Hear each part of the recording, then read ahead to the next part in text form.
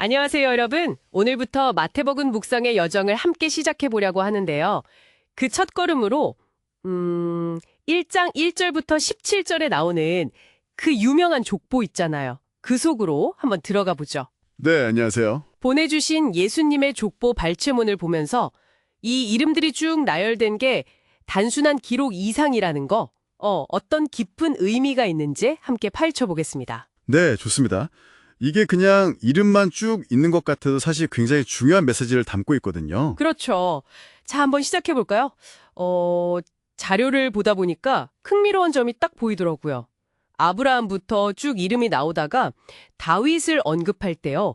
그냥 다윗이 아니고 다윗 왕 이렇게 칭호를 붙였어요. 네네, 맞아요. 왜 마태는 다른 조상들과 달리 다윗에게만 특별히 왕이라는 이 직함을 딱 명시했을까요?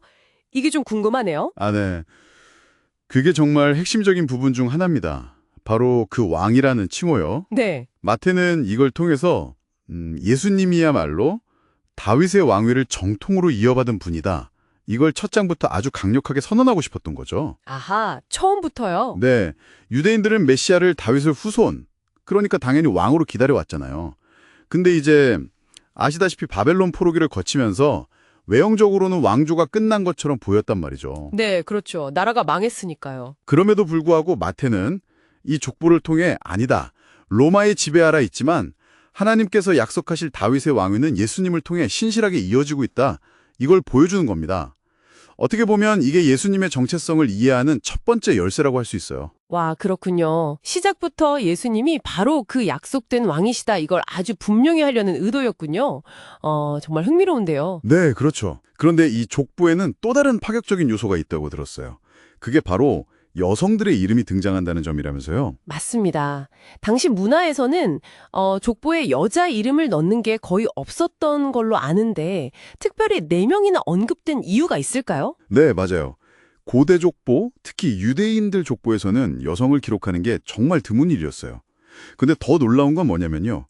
자료에도 나와 있듯이 여기에 이름이 오른 여성들, 그러니까 다말, 라합, 룻, 그리고 우리아의 아내였던 밧세바, 이 4사람이 전부 혹은 이방 배경과 관련이 있거나 아니면 율법적으로 볼 때 좀 논란의 여지가 있는 그런 인물들이었다는 거죠. 아, 정말요? 그냥 여성에 들어간 것만으로도 파격적인데 그런 배경까지 있다니. 그쵸. 혈통의 순수성이나 율법적인 흠결 없음을 굉장히 중요하게 여겼던 그 당시 사회 분위기를 생각하면 이건 정말 파격적인 선택인 겁니다. 여기서 우리가 좀 더 큰 그림을 봐야 하는데요. 네, 어떤 그림일까요? 이건 메시아이신 예수님의 가계가 어떤 인간적인 기준이나 관습, 율법적인 잣대, 심지어는 좀 흠결처럼 보이는 그런 과거사에도 얽매이지 않는다는 걸 보여줘요. 그리고 더 나아가서 이미 이때부터 예수님의 구원 사역이 유대인이라는 혈통에만 갇히지 않고 이방인들에게까지 확장될 거라는 걸 아주 강력하게 암시하고 있는 거죠. 와, 그렇군요. 그러니까 정리해보면 이 족보가 2가지 큰 특징을 보여주는 거네요. 첫째는 다윗 왕가의 정통성, 예수님이 왕이시다. 둘째는 그럼에도 불구하고 그 구원이 혈통을 넘어 이방인에게까지 열려 있다는 개방성. 네, 정확하게 보셨습니다. 이 2가지가 마태가 이 족보를 통해 맨 처음부터 드러내고 싶었던 예수님의 핵심 정체성이다. 이렇게 볼 수 있겠군요. 바로 그거죠. 그러니까 이 족보는 단순히 혈통을 증명하는 리스트가 아니라 마태복음 전체를 꿰뚫는 핵심 메시지, 즉 예수 그리스도는 누구신가 하는 질문에 대한 답을 압축적으로 보여주는 거예요. 네. 그분은 약속된 다윗의 후손, 이스라엘의 왕이시다. 하지만 동시에 그분의 나라는 유대인이라는 민족적 경계를 훌쩍 넘어서 모든 사람, 이방인에게까지 활짝 열려 있다. 이런 놀라운 복음의 풍성함과 보편성이 이미 이 족보라는 형식 안에 담겨 있다는 겁니다. 이야, 정말 놀랍네요. 네. 그래서 앞으로 마태복음을 계속 읽어나가실 때 이 2가지 큰 그림, 그러니까 왕되심과 보편성, 이걸 염두에 두시면 훨씬 더 깊은 묵상을 하실 수 있을 겁니다. 오늘 마태복음 1장의 족보를 통해서 예수님의 왕되심 그리고 그분의 구원이 정말 온 세상을 향하고 있다는 것을 다시 한번 확인했습니다.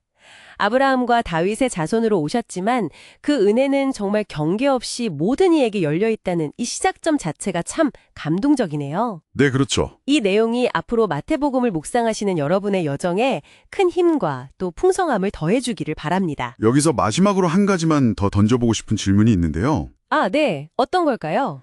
마태는 이렇게 복음서 시작부터 예수님의 유대적인 정통성, 즉 다윗 왕의 후손이라는 점과 또 구원의 보편성, 이방 여인들을 포함시킨 것을 통해 보여준 그 보편성, 이 두 가지 축을 동시에 딱 제시했잖아요. 네, 맞아요. 앞으로 이제 마태복음을 쭉 읽어가시면서 예를 들어 산상수훈이나 여러 비유들, 그리고 맨 마지막에 나오는 그 지상대명령까지 이 두 가지 중요한 진리가 어떻게 계속해서 전개되는지, 때로는 좀 긴장감을 보이기도 하고 또 어떻게 조화롭게 통합되어 가는지 그걸 한번 주목해 보시면 어떨까 싶습니다. 아, 왕이시면서 동시에 온 세상의 구주가 되시는 그 입체적인 모습을 따라가 보는 거군요. 네, 예수님의 그 다층적인 모습을 발견하는 아주 흥미로운 여정이 될 거라고 생각합니다.